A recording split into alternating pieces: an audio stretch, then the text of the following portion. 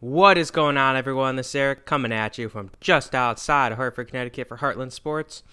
And today we have an old trade, but a good one. And this trade was previously mentioned in our History of series when I discussed the history of the Cleveland MLB team. But we're going to break it down here. It's the Coco Crisp trade, which occurred on January 27th, 2006. Now, this trade was between the Boston Red Sox and the Cleveland team, in which Boston acquired outfielder Coco Crisp, catcher Josh Bard, and relief pitcher David Risk from Cleveland in exchange for four players and third baseman Andy Marte, catcher Kelly Shopich, and a pair of relievers in Guillermo Moto and Randy Newsom. Now, how did these players pan out on their new teams? Well, we'll start with Boston. As always, we like to start with the team of which that acquires the player in question. So we'll start with outfielder Coco Crisp, of course. And Coco Crisp was a polarizing player for his 3 seasons in Boston. So he played great defense, and he had a good ability with stolen base. So he could steal, and he played very good defense. But he would have these big, massive slumps where he would just struggle mightily at the plate.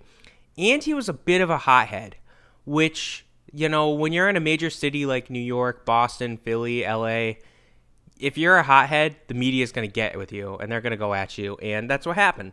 And he had, falling out with teammates and coaching staff, and he ends up getting traded. Now, he gets traded straight up to the Kansas City Royals in exchange for a relief pitcher named Ramon Ramirez. So, Ramirez, he had a strong first season, but then he struggled in his second season in Boston, and he himself ends up getting traded to the San Francisco Giants straight up for a pitcher named Daniel Turpin. And Turpin, he never made the big leagues, so at that point it was just kind of giving up on Ramirez for a guy that never made the big leagues. Then we'll go back up here, and we'll talk about catcher Josh Bard now. And Bard, he only played 1 month before he himself was shipped away. And Bard was shipped alongside a relief pitcher named Claude Meredith to the San Diego Padres in exchange for catcher Doug Mirabelli. Now, Mirabelli, he has a bad season. He doesn't do good offensively, and he struggles with injuries through the whole season. Now, fortunately for him, it was the 2007 season, so he was a part of the World Series winning squad, but he ends up getting cut after the 2007 season, and yeah, it's just offense was not there when he was healthy. His defense was decent, but the offense was nowhere near what it should have been, and injuries just really slowed him down. Then we have the last player that Boston acquired in relief pitcher David Risk, and he just had a small run of the bullpen for the team. He didn't do all that much before he was traded straight up to the Chicago White Sox for another reliever named Javier Lopez. And Javier, he had 3.5 solid seasons in Boston before he himself ends up walking as a free agent. So that's what Boston got. Boston did a lot of trading.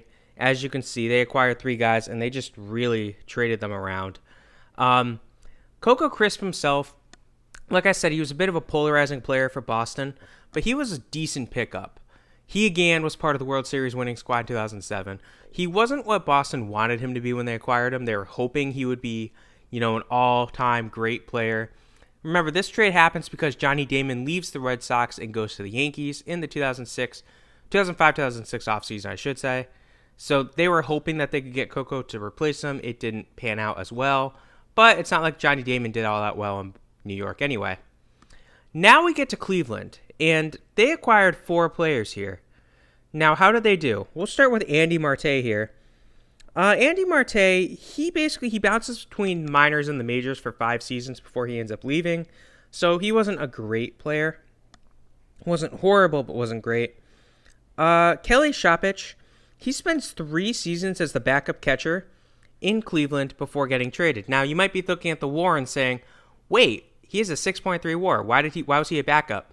Good defense, decent offense, but not elite in any mains. So just a good player. What are those players that kind of makes you say, WAR's not everything, is it?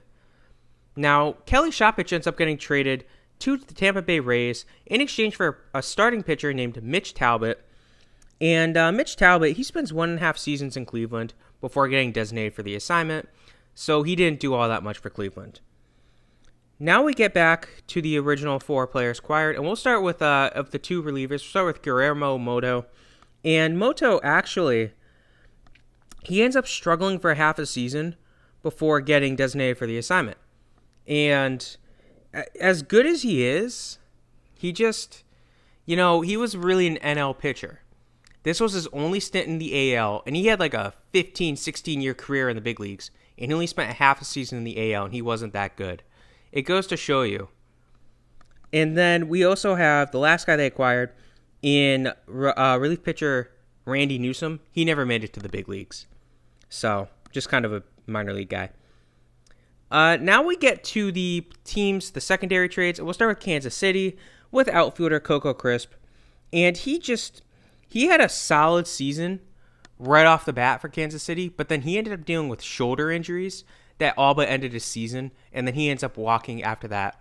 Bit of a lost season. For San Diego, Josh Bard, he was a reliable backup catcher for 2.5 seasons before he leaves the team.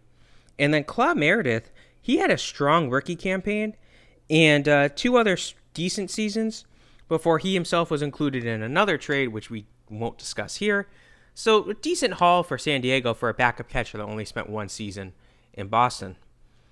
Then we'll go to David Risk here for the Chicago White Sox, and he had a good half season before walking.